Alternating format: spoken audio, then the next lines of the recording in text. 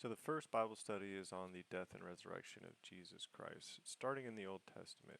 The argument was made that the disciples were reaching into the Old Testament in order to justify the existence of Messiah. Now, why wouldn't they, having just witnessed the death and resurrection? Okay, these weren't people who were like, oh, let's read through the Torah and find something. They were experts in the Torah, so it immediately comes to mind.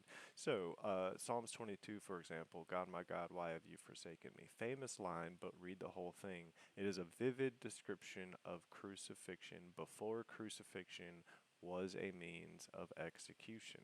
That's important.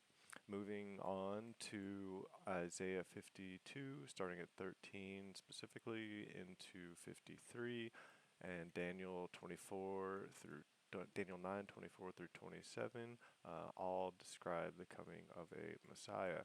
Another important point is the burden of embarrassment. So, using women as first witnesses is an example of that.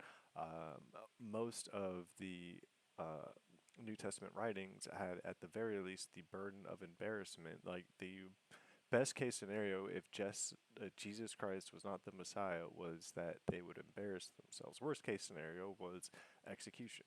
And we'll try to touch on physical locations, such as Nineveh, mentioned in Matthew 12. That goes all the way back to Nimrod, Genesis 10:10, as well as the strong ones of Bashan was culturally relevant at the time of the writing of the Psalms, but it stayed relevant all the way into the Roman Empire. So there's, bridging that time gap between the writing and the crucifixion right there in front of you. And also the secular, non biblical accountings of the death and resurrection of Jesus Christ.